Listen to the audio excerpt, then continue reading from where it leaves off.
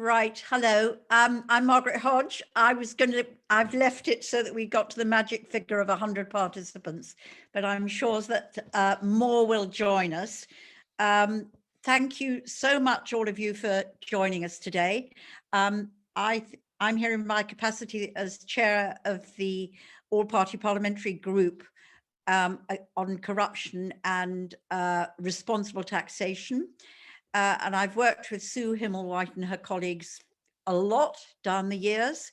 So I want to start by saying thank you to Sue and to Hannah and Tafiza for organizing today.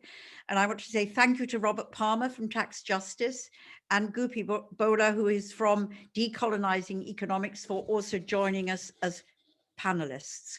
We've had this in the diary for a long time, but it's an appropriate week in which we're talking about tax justice and women after the horrors of the week that we've all experienced as women over the violence against women issue and the tragic death of Sarah. But I think it's a really good time to which we're going to be talking about tax justice and gender justice in the tax system. The speakers have got 8 to 10 minutes each, and there will then be questions. And what I've been asked is that you use the Q&A facility, please, for questions rather than the chat function. So if you put them in there, then we can respond to them at the end. There will be plenty of time at the end to do that. And then I've been also asked we're recording this event and we're live tweeting it. And we've got a number of accounts that we want you to use. So hashtag caring economy now, hashtag budget 2021, hashtag make taxes work for women, and hashtag tax justice are the 4 tweets we'd like you to identify with.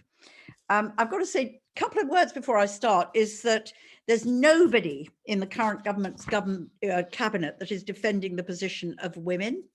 Liz Truss is supposed to be our women's spokes, but she couldn't even be bothered to turn up to the meeting that the Prime Minister convened this week on violence against women and is just totally disinterested in it. And as Sue would no doubt say in her remarks, year after year, the Treasury failed to do a proper gender equality impact assessment as they ought to be doing under the Equality Act on how the budget will impact on women. The second thing to say is somehow it's gone under the carpet, but this budget has been a big giveaway. And the giveaway has been sidelined, and what the areas where there have been giveaway, in my view, have simply entrenched inequality rather than tackle it, and far from leveling up will only create greater inequality and unequal outcomes, particularly for women. And I think particularly of the super deduction capital allowance, which is going to cost a lot of money. They put 25 billion in the budget. I bet it's going to be more. And the only people who will benefit are people like Amazon, who pay hardly any tax anyway, but whose tax contribution will be wiped out on the back of the investment they do in things like computers and equipment. And the other is free ports, which I think is the most appalling initiative, which will not just cost a lot of money, create very few new jobs, but will become a new opening for money laundering and other financial crime. And meanwhile, there is a growing body of research which shows how much more responsible women are about tax. There's research which shows that women are much less likely than men to try to be honest about when they fill in their tax returns. There's research that shows that when women are business leaders, they are much less likely to look for aggressive tax avoidance schemes and much more likely to be, again, straightforward in the way that they fill in those tax returns. And of course, women are the victims of avoidance, financial crime, and all these sort of things, because they're the ones that are most dependent on the public services that tax income provides. Enough from me. I'm going to go straight over, and Sue, if I can get it up on my other platform, I think Sue Himmelweit is going to be our first speaker. Over to you, Sue. Well, thank you very much, Margaret. And thank you with for the point, particularly with which you ended, which is really where I want to start, because I want to talk about why tax is a gender issue. And that's really for the same reason an awful lot of things are gender issues, is because gender divisions are structural in our society, and they're based fundamentally on an unequal division of care responsibilities. And one of the things that means is that women's contribution to society tends to be more collective, involved in the care of others, and not always focused on working for individual income. So women take more time off employment, for example, to look after others. They're more likely to have interrupted employment histories. So women can rely less on the labour market to provide for their needs. They need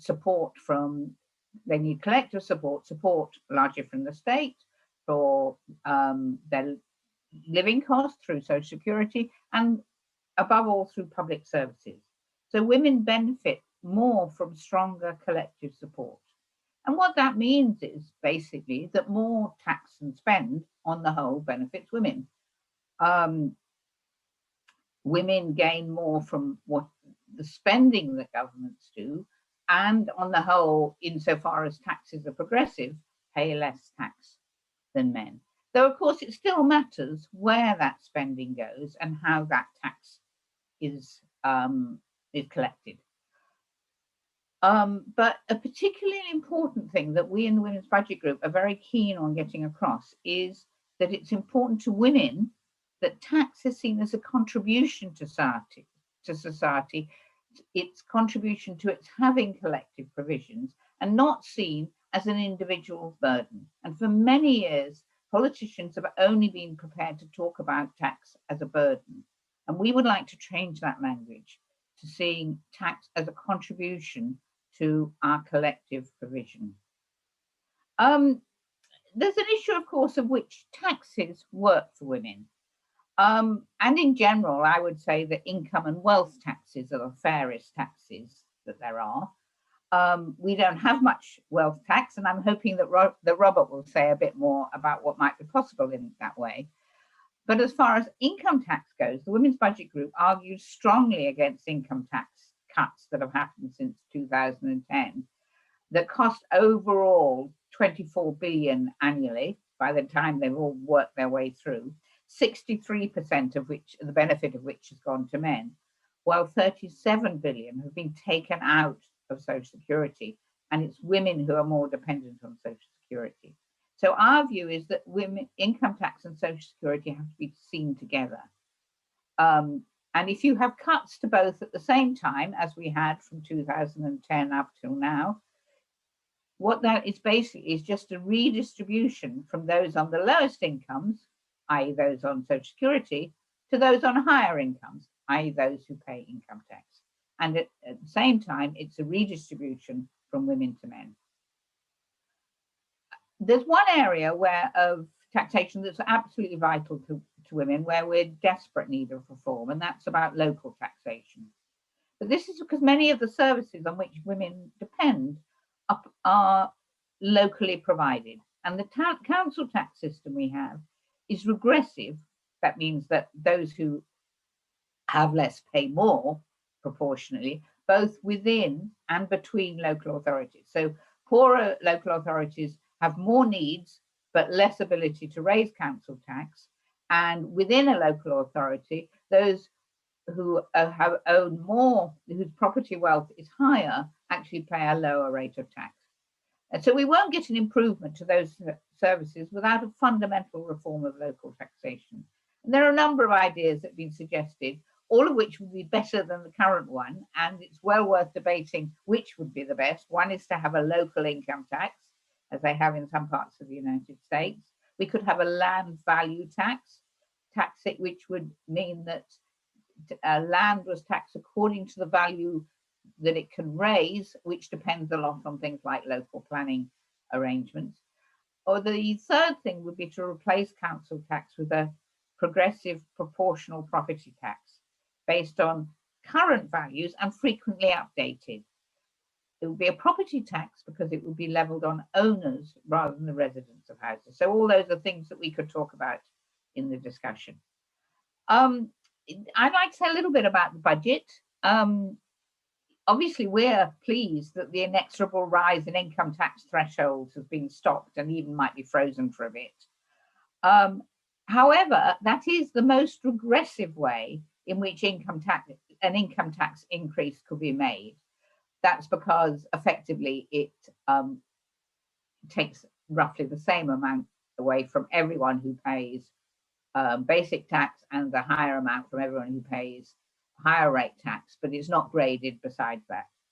But I think the reason the Chancellor has done that is by calling a freeze, it's less likely that people will be noticed in pay packets. So it may be what members of the government might have called a stealth tax in the past. It'd be much better to go for a fundamental reform to the whole system, to have a more progressive income tax schedule. So taking more people into the income tax system, but at a very low starter rate and letting it rise to higher rates. And it would also be essential to plug holes in the tax system, taxing all forms of work similarly, and getting rid of allowances that basically allow rich people to pay lots of money to clever people to reduce their tax bills. And just as an aside, the tax avoidance industry, the accountancy firms, have some of the worst record on unfair employment practices with respect to women. Another thought on the budget, corporation tax. It's good. We think it's good to see a reversal of the race to the bottom policy that George Osborne had. But we would have preferred the UK to become a leader in international coordination of corporation tax policy, to agree with other countries on rates and to reduce exemptions and loopholes. And this is particularly vital for women because it affects what other countries can do to support women. We need to be able to enable poorer countries to be able to raise tax. And in those countries like here, women are the ones that are most dependent on public spending. Margaret mentioned the super deduction. Like her, I think it's a terrible idea. It's the tax allowance, the nearest thing to a stimulus in the budget, 2 years of subsidy to investment. But as Margaret noticed, it only applies to large, already profitable firms. And on top of that, it incorporates a very, what I would call, blokey notion of investment, only in physical plant. And that's the sort of investment that's most likely to employ men and to be used by men. And that is despite women predominating in the sectors, hospitality and retail, that are hardest hit by the pandemic.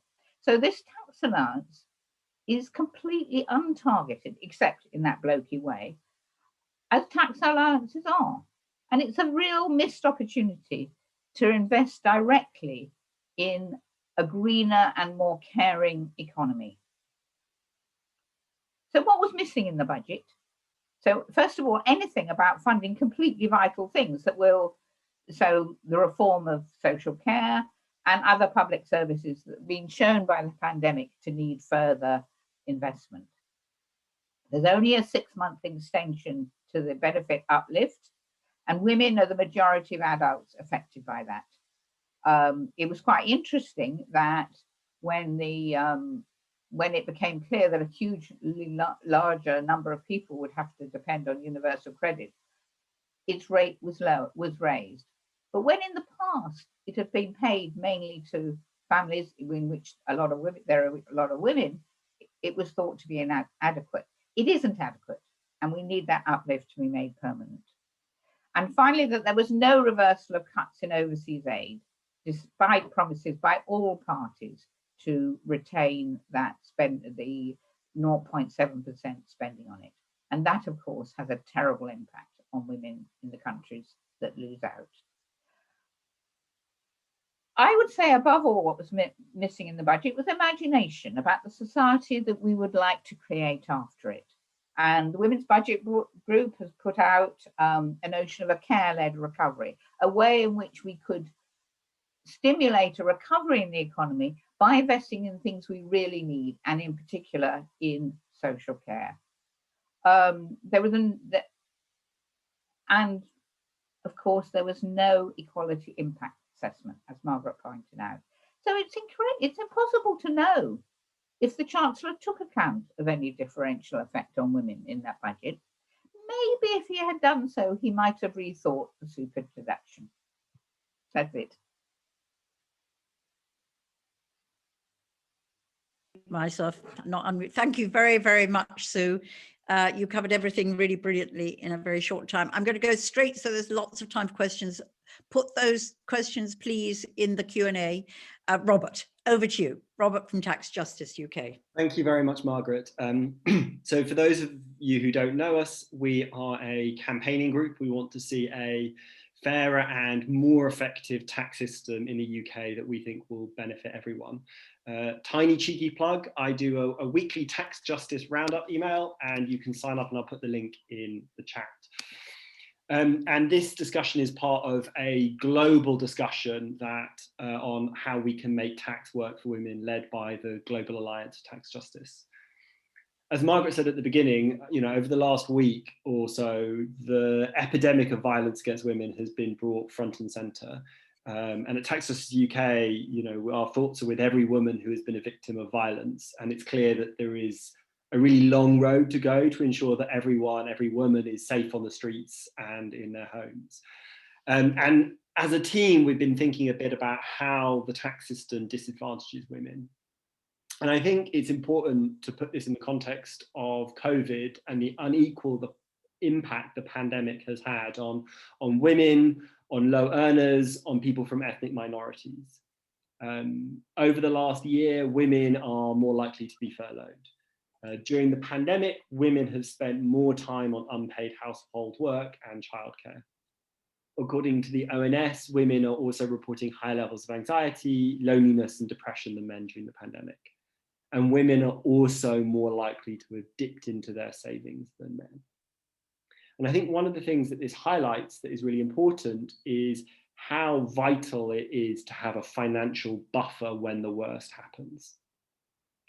And wealth is deeply unequally distributed across the UK, and there is a clear gendered aspect to this. Now, one of the things that I found in my research or looking around this issue is that the ownership of wealth is actually fairly evenly distributed between men and women until people reach their 30s, when men start to pull away pretty dramatically from women in terms of savings. And this is in large part due to various caring responsibilities that disproportionately fall on women at the moment.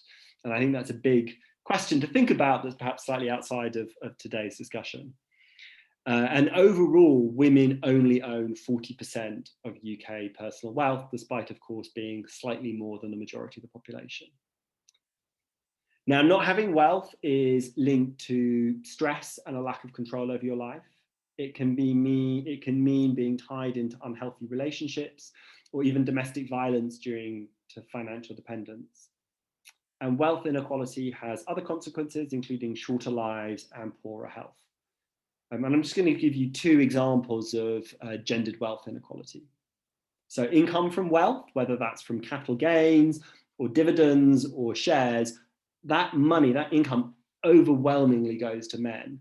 And at the same time, this type of income is taxed at a much lower rate than income from work. The second area just to flag is private pension wealth. Again, this is disproportionately owned by men.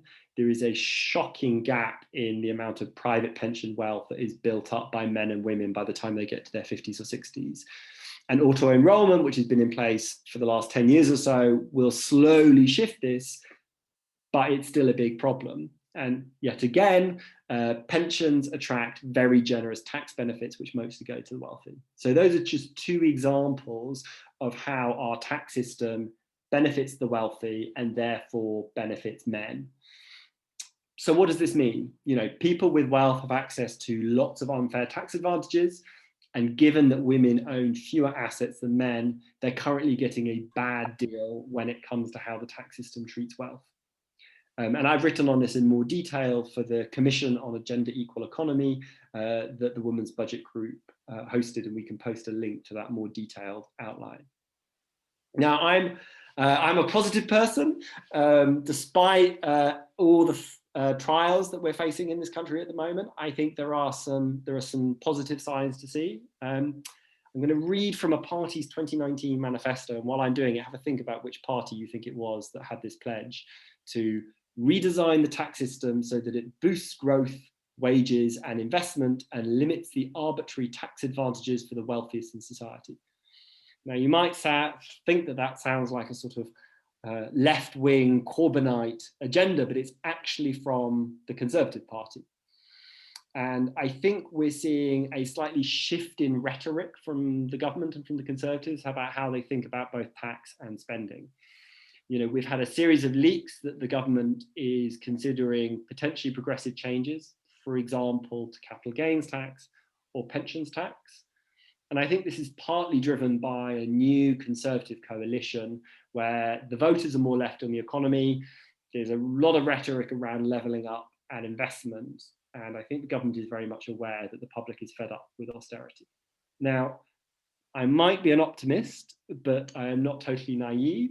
And I think Sue and Margaret have highlighted some of the real challenges. And one of the things that perhaps hasn't got much attention is that the budget, the Chancellor announced an extra £4 billion a year in spending cuts. And in some areas of the government, such as local authority, austerity has never ended. So, you know, while there are some positive things, I think there are still some challenges. I think the planned rise of corporation tax to 25% in 2023 is really important. It may not happen, but I think the symbolism is important. And it was very important to hear Rishi Sunak stand up and say that ultra low corporate tax rates have not worked to encourage investment. Now, this is a line that people on the centre right have used for a very long time.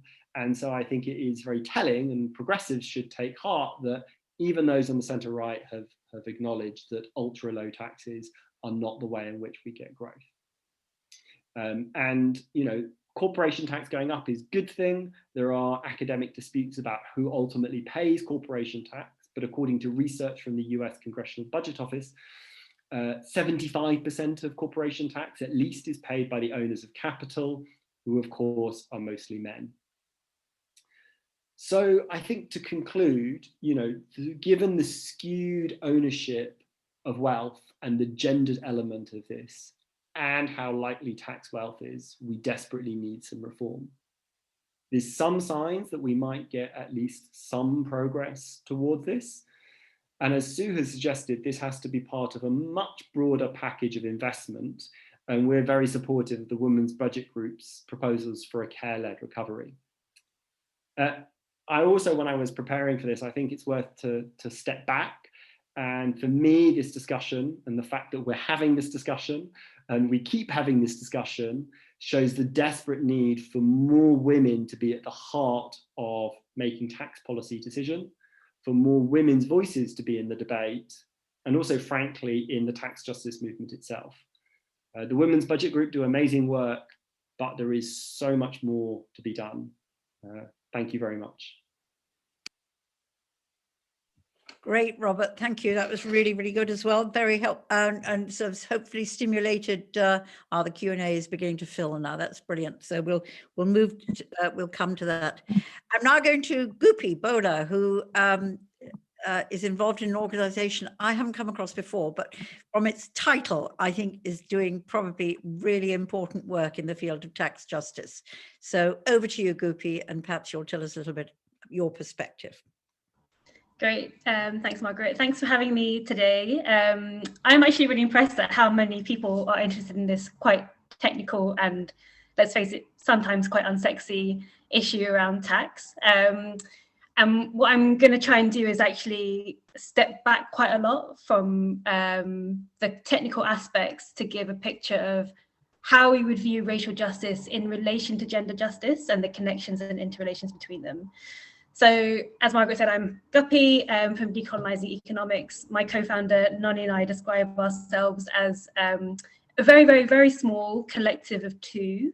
And our work is interested in popularising the idea of reparations in the UK by covering the many ways in which racial capitalism has influenced structural inequality today. and the extent at which wealth accumulation is a result of white privilege that is embedded into our financial system. And the bits of work we do, I'll go through them to show how we see that happening. And yeah, because we're talking about gender and tax, I felt it was important to pull back a bit to look at from the detail and situate ourselves in the context of our economy and how our economy has been designed and for what purpose, and how this informs our campaigning and advocacy work. So in this section, I'm not going to be looking at specific policy ideas or campaigns, but I hope to get to that point in the discussion. So my motivation for speaking to you today is to share with you how Decolonising Economics engage with tax as a financial instrument that has functioned as a tool of economic oppression, and how we can seek to transform our ideas around our existing financial infrastructure to bring about tax justice in a way that is rooted in gender and racial justice. So I'll speak a bit about the need to approach tax through an intersectional feminist lens, look at how the colonial roots of the tax system and its legacies maintain structural inequality today, and then finishing up by sharing some of our dreams of how the economy can be transformed through the bigger picture.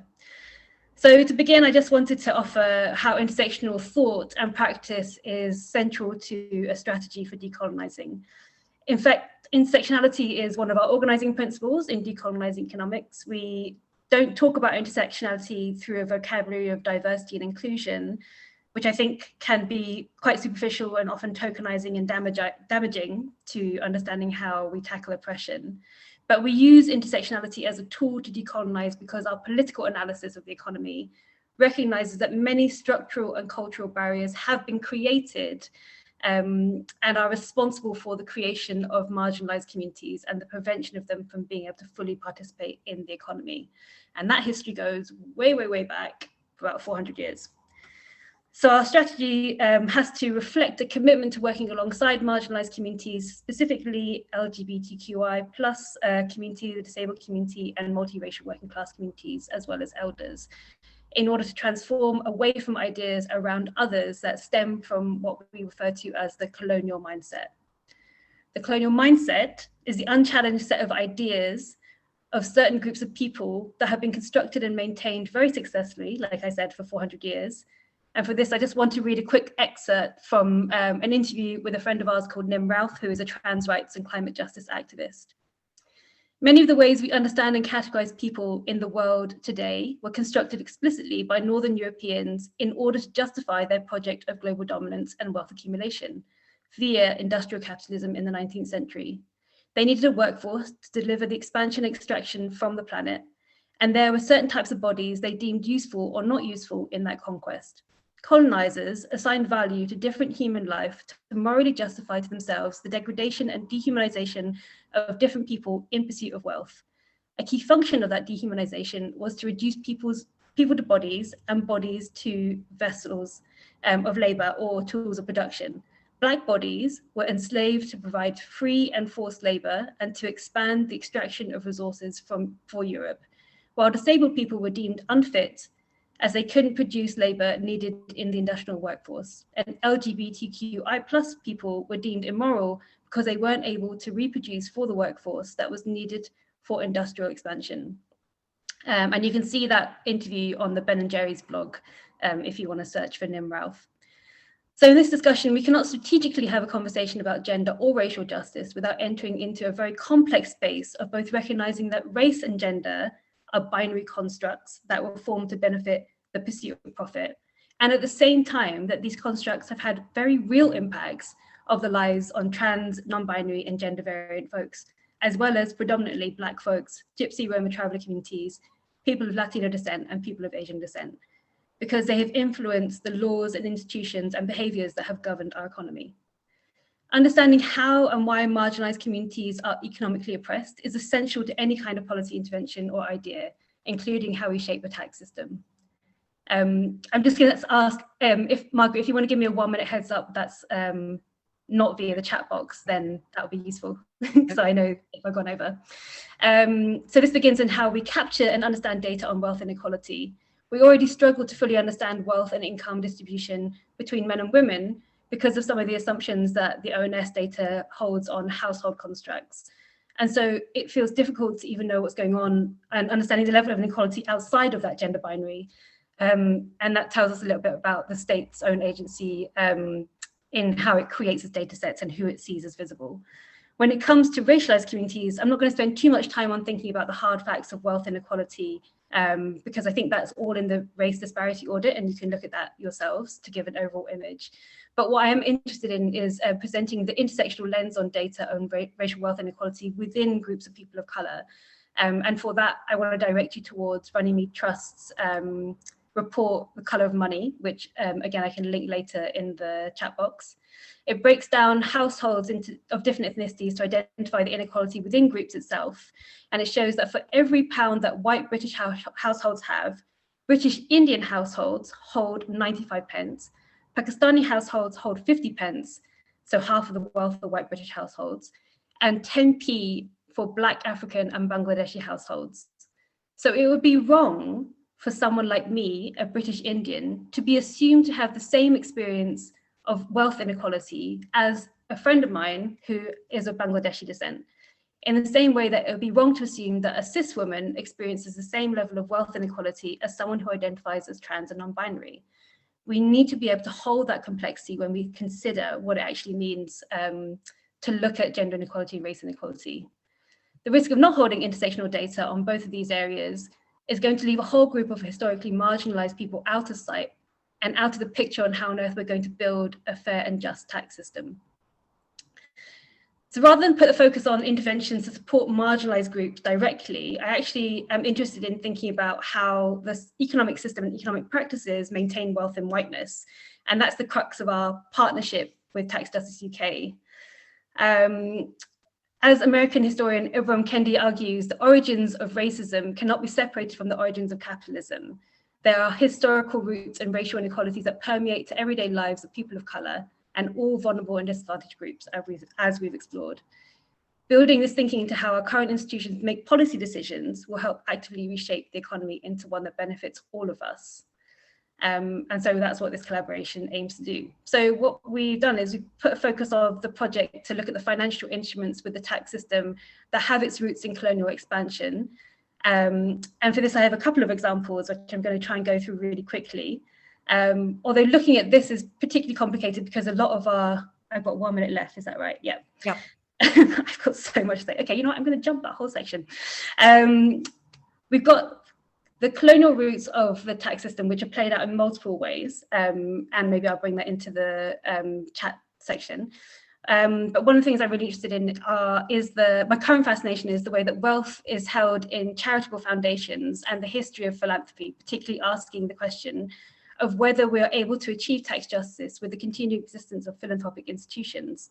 Philanthropy is a form of financial infrastructure that developed during the slave trade as profiteering traders, our most recent familiar being Edward Colston, set up large philanthropic bodies that were for the public benefit, so opening schools, concert halls, and charitable foundations, building bridges, et cetera, at the same time as disguising where that wealth came from, as well as the levels of wealth sitting neatly in charitable structures that are offered tax exemptions on income. So today in the UK, we have over 12,000 public benefit foundations. The value of their endowments in 2019 was £70 billion, but their distribution did not exceed more than £4 billion.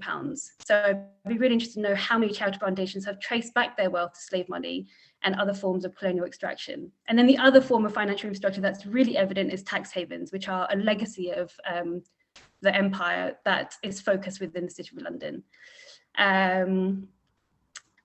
Yeah, and I feel like this is really important because we have conversations around these minor tweaks we can make to like the tax system at a level of whether we, nurses get paid more or we have a few more pounds of people who are on universal credit. But there is just so much history to look back at when we think about wealth extraction and wealth accumulation.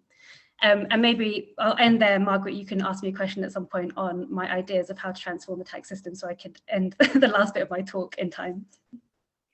That's great. It's really, really interesting. It's Guppi, is it? I pronounced it wrong. Apologies for that before.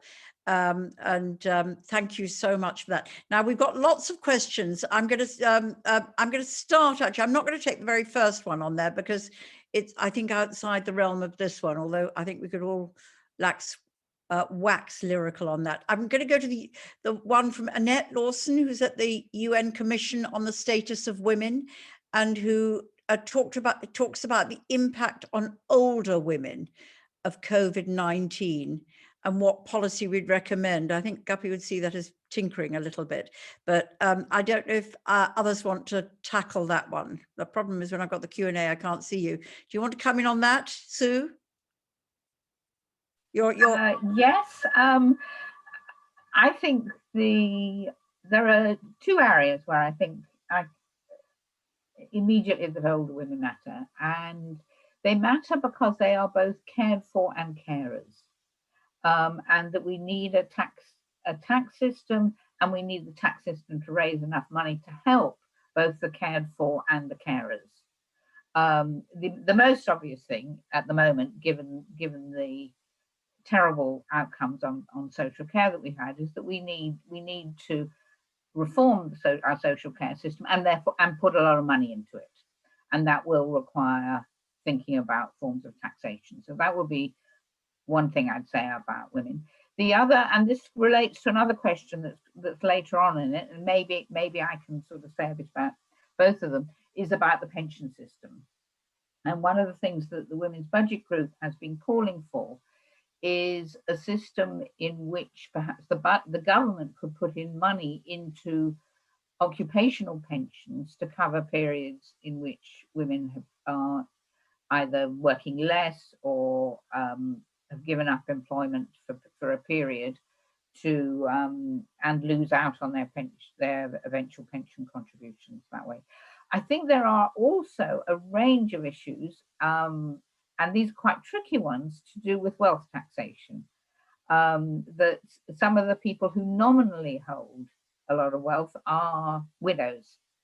And there are all sorts of ways in which you could reform the tax system, which would make life very difficult for widows. There might be other ways in which you could make it a lot better. And so the other way that I hope a reform of wealth taxation might help is in order to try and get a more, and which would help older women particularly, is to try and get a more rational attitude to housing, so that housing becomes seen as something that people need rather than a way of accumulating wealth. Because again, that has quite strong implications for the way that widows live. I've said enough. I'm going to thanks very, very much. I'm going to go to that next one. Quite a lot from anonymous attendee, but I think take the first bit of that question, which is on wealth inequality. And I'm going to ask both Robert and Guppi to think about that. Robert, do you want to come in first? And then Guppi after that. Is that all right? Yes. So the question is around how wealth inequality kicks off really on a gender element from about 30. And I think I've been corrected on this. Some people think that is just about childcare, but it's actually about caring responsibilities that go both ways. So both for parents or older relatives and for children. So, I'd like to see, better, more generous provision around maternity and around helping people coming back to work and childcare. I also, maybe I could say this as a man, I think we really need to get more men to take time off and look after new children and young babies. And I think that would potentially also help with this massive gulf that starts to open up when women get to about 30. So I think there's lots of different ways in which you can think about that. I mean, ultimately, we also at Tax Justice UK, we want a more progressive tax system that is raising more money, that helps support better public spending and helps to reduce inequality. That's the vision of where we want to get to. And then there's a lot of detail about how we do that. Great. And Guppi, what would you like to add to that? And yeah, I'm just thinking from a overlaying racial perspective around wealth inequality. I actually don't have any stats on this, but I'm going to make an assumption that around the same time, so around 30, when people are sort of becoming independent from their parents and starting their own families, that there is a real disparity between white British households and people of colour. Again, thinking about that intersection of British Indians and other identities. ultimately because of inheritance and the way inheritance plays into and has supported the I guess wealthiness of white British households. And there has been some research done on this, not just from a UK, but also a European perspective, again, by Runnymede, and I think in collaboration with a European organisation, around migrant communities and migrant communities' access to wealth and the generational element of that. I'm British born, but my parents obviously came here. They've succeeded in the perception of like success within Britain, but I have friends who are the same age as me who do not have the privileges that I hold because of the means and ways in which their families had entered into the UK. And I think that understanding wealth from the perspective of racialized communities in the UK needs to be really well intersected with immigration policies, and how even today immigration policies such as the health surcharge, additional taxations that are imposed on individuals coming to Britain from overseas limit their access to wealth over the long term and keep them indebted, or keep them struggling to be able to hold savings. And do either of you want to comment on home ownership, really, and how that really also creates huge inequality? Have you got ideas on that? Either of you? Robert, do you want to come in on that at all? Yeah, I mean, we have an increasingly distorted housing market where housing wealth is increasingly concentrated in the hands of white, well-off families. And that has a whole host of problems. And, you know, the stat that Guppi cited, which when I read it, it's just really stark, that for every pound a white household owns, a Bangladeshi owns 10p. And you know, the more our housing system becomes unequal, the more it will entrench other inequalities in the system. And this has a whole host of sort of gender and racial elements. There was quite a good point someone made about statistics, and the ONS statistics on the ownership of wealth make some assumptions around household ownership. And so often it almost like artificially increasing the assets that appear to be owned by a woman if they're sort of jointly owned or they're owned by a man within a relationship. So we definitely need more statistics on both race and tax and gender. Yeah. And I'm just going to add a really great blog by Christine Berry on asset ownership within the UK, which I think gives a really good perspective too. Yeah, I think it's an increasingly, we've just got to confront the issue and the impact that it has, really, and nobody dares do that. I was going to go to the next one about owner managers. Can you see that? There's been lobbying and campaigning from company owner managers, largely under the banner of excluding UK. From what the speaker has said, we'd assume that white men disproportionately represent individuals who remunerate themselves via dividends, and this denies the state tax and NICs and should be pushed back on in tax gender. Guppi, do you want to quickly deal with that one? We're going to try and get through quite a number, and I want to ask you a sort of big one at the end. Again, I have no background information on this other than to say that one of the purposes of Decolonising Economics is to establish worker co-ops within the Black and Asian community, because we see it as the only ways in which communities can self-sustain themselves and not rely on the states to hand out provisions when they feel like they want to. And so I don't know if this necessarily relates to this particular question, but I think that there is something around ownership and in the workplaces that is really essential to long-term gender and racial justice when it comes to thinking about wealth and income. And yeah, so I think it's a really interesting question to answer, but maybe Rob has more. I do think these are two areas where there is a bit of possibility with the current government, where we might make some progress. Do either Sue or Robert want to comment on that? I didn't want to comment on that, but just to say that Excluded UK is a group for the people who have not been helped by either the furlough scheme or the self-employed scheme, and the majority of them are women.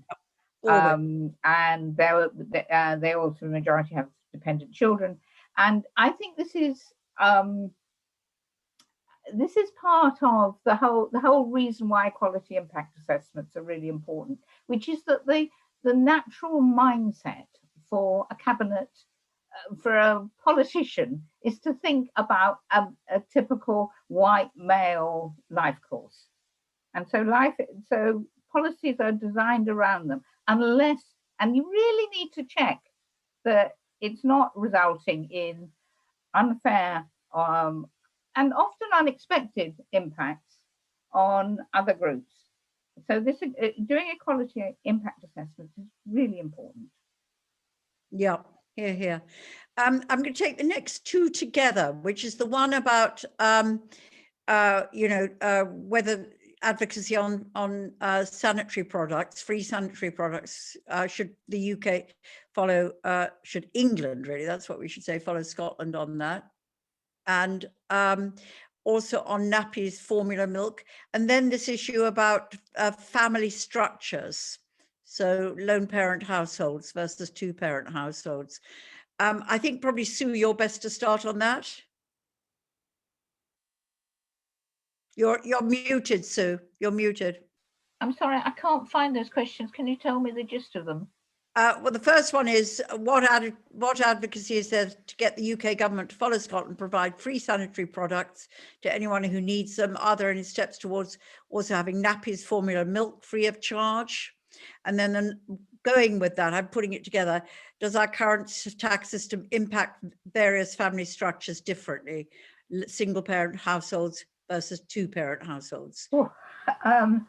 Okay, well, two very different issues. I would be entirely in favour of making free things like sanitary products. I'm more in favour of that than giving tax rebates on them, but tax rebates are okay too. Lowering, I don't mean rebates, I mean lowering the tax amount. In general, I think if I am more in favour of governments doing what they want to do directly than giving tax breaks for them. Do policies impact households differently? Yes, that's what the Women's Budget Group lives on, basically. The fact that different households are impacted differently by government policy, and while a lot of the impacts are on individuals, a lot of the unfairness arises from different types of households being impacted differently. Like, for example, the Institute of Fiscal Studies for years has looked at the difference of impact of tax and benefit policies on lone parent households and couple households, but it never points out that only 10% of those lone parents are men. So a gender analysis involves both looking at individuals within household and gender across different types of households. I'm going to go to some, Guppi, there's one for you. Do you think we can really transform the system considering all the deep-rooted inequalities? You're muted. Yeah. I have to believe we can do that, otherwise I would would struggle with my own day-to-day job. Yeah, I think I mentioned at the beginning of the talk that tax can be perceived as being quite boring, but actually when I think about it, I refer to it as a tool of possible transformative justice and of reparative justice. And if we can think about some macro ways in which that can happen, there are some really exciting. One of the first campaigns I ever started on when I was a campaigner back in I can't remember, 2008, was with Oxfam on the financial transaction tax. And that has made real grounds within the European Parliament and European Commission. And there were actual, policy conversations around that and implementation. Specifically around climate, but there are ways in which we can think about how the transaction tax both eases the sort of quite manic practice of high frequency trading and makes that kind of very volatile practice a little bit less volatile, but not completely redundant, as well as create revenue in order to potentially pay back or pay off debt of global South countries or invest in climate adaptation, which is incredibly essential for global South communities. And then just thinking about, I'm constantly thinking about closing tax havens, because I'm just like, how, we can do all these little things on the surface, but when you have wealth accumulation that is driven by extraction and you're continually creating more and more wealth, and the plumbing of the system is designed to head towards a certain group of people, little tweaks here and there are not going to do anything unless you're really just fundamentally redirecting, closing those gaps. So yeah, I do believe that there's a way in which I believe that we have to make it happen.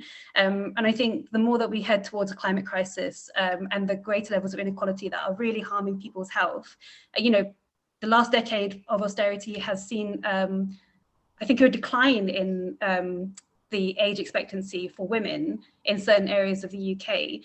And that it's telling, it's having a real life impact on people's lives.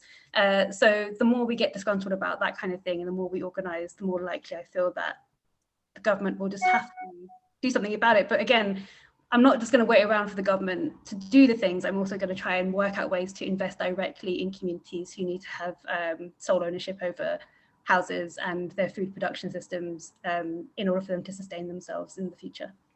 Good. Well, I hope the stuff that we've done on tax havens will help. I was going to ask actually Robert a question which you know we thought about before, which is, do you think that the spring budget marks a new approach to tax policy after the spending, you know, the tax cuts and the spending Yeah, cuts? I think it is a different, certainly the rhetoric, and I think an argument that says we will spend, we will invest, we will actually raise taxes on corporates. You know, Conservative chancellors in the past have raised VAT at this point. Now, do I think that means the Conservative Party is totally won over to a progressive tax system and is going to implement our manifesto anytime soon? No, but I do think the ground has shifted, and I think this budget is an interesting example of that. And I think over the next decade, if not more, we are going to have big debates about how we fund state spending and how we support state spending. And it feels to me the direction is going in the right way. That's me being optimistic. They still gave a £25 billion tax bung to big business. So, you know, you win some, you lose some. But I think the direction is positive. And wealth tax, do you think that's a real possibility?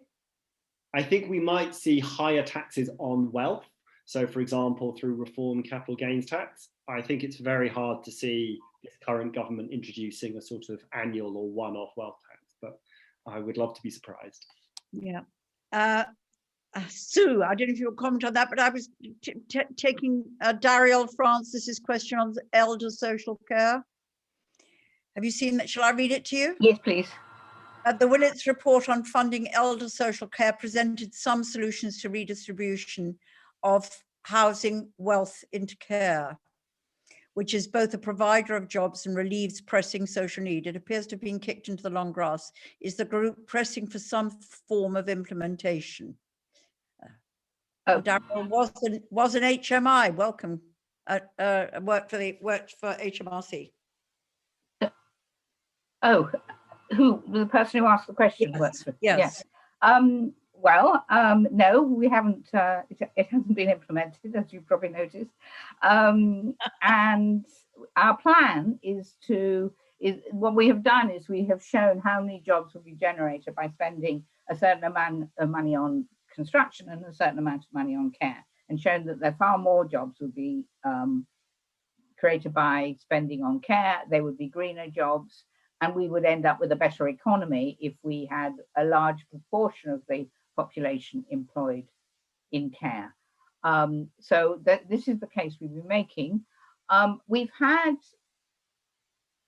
I think initially we were the only people saying this, and one of the successes I think we've had is we've begun to manage to get some of the other think tanks to, instead of saying we need a green economy, to say we need a green and caring economy.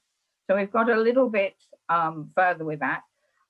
Some of them sort of tend to say it when we're sitting there and then forget about it when they go back to their next thing they're doing. But we hope to keep up the pressure a bit on that. And just in the same way that the investing for a greener economy has gradually got on to politicians' own agendas, maybe the caring economy notion will too. It's certainly the case that people are more aware of the need for investment in social care. The population as a whole is. Whether that translates into something that puts enough pressure on politicians to grasp what they see as an almost impossibly difficult issue. I'm not entirely sure why it's so difficult. I don't know. That's hard to tell. Unfortunately, it doesn't seem to be very high up. All public opinion polls don't show need to reform social care as very high up people's priorities, but hopefully it's more so now than it used to be.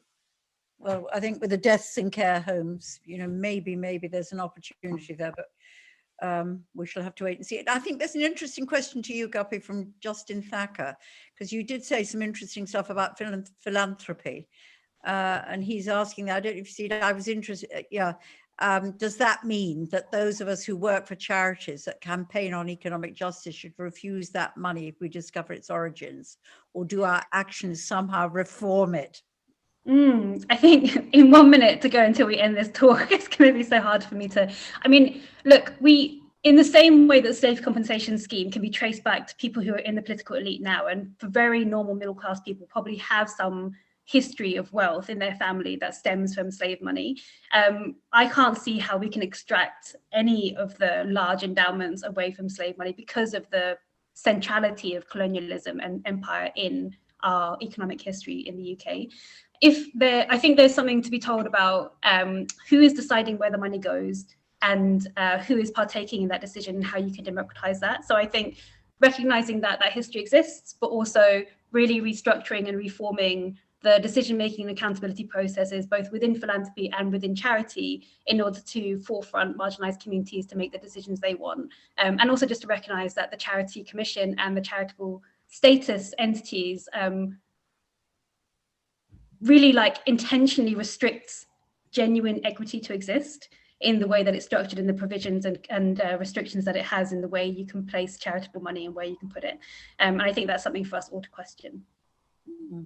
And I think government could question it in its public procurement policies, and never does. We have come to the end. I think these events are always really brilliant because they're completely eclectic and you get a whole massive range of issues, and you really don't get time to address them all in the way they ought to be. But can I thank all the participants? We've had well over 100 people taking part today, which shows the extent of interest in gender biased decisions around tax and the budget. I just wish our women's minister would share that interest. And can I, thank, I think, Robert and Guppi for very, very stimulating perspectives that they both brought to it. And then Sue and her colleagues, Hannah and Tafiza, who helped organize today. The work you do is incredibly important and relevant to us, and I value it enormously as a tax justice campaigner. So all power to your elbow, carry on and keep hassling those of us that have a tiny bit of authority in Parliament to try and take steps towards using the tax system to create greater equality in our society. Thanks very much, everybody, and well done. And thank you particularly to our speakers. Thank you. Thank you, Margaret. Thanks. All the best.